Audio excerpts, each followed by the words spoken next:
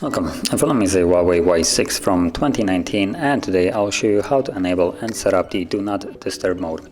Now to get started, let's pull down the notification panel and see if we have the toggle right here.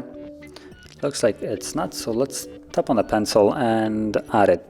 And it's this little moon icon right here. So you want to grab it, drag it over, drop it, and go back. And as you can see, now we have the Do Not Disturb mode here. Now before you actually tap on it to enable it, you do want to hold it. This will take us to the settings where we have customizing options. So we have messages and calls, as you can see. Let's start with calls.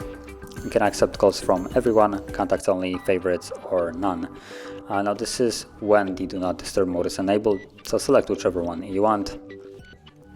Then, as you've seen, I have just selected no one, and there is also an option that bypasses this, which is the repeated callers. And if someone calls me twice within a 3-minute period, they will actually be able to still reach me no matter what. It's right here. So they will literally bypass this option right here if this is checked on. Then we have also messages. Again, select whichever one you want. Now repeated callers does not bypass the messages, so messages, whatever you set, that's how it will be. And then also we have above that schedule. So we can either modify the one that is preloaded there for, what was it, Saturday and Sunday. It looks like weekends.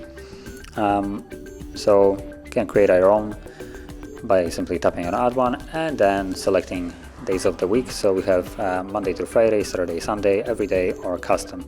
Custom will give us this pop-up where we can select whichever one we want. So I'm just going to kind of go and select every other, tap on done. Then we have from, so the start time, select whatever time you want, to, again, whatever time you want. And that's about it. Once that is set, you can leave it. It automatically is enabled, as you can see right here. So when the time comes, which will be 12 p.m., it will automatically turn on and then turn off at 7 a.m. or p.m. So that is the automatic one.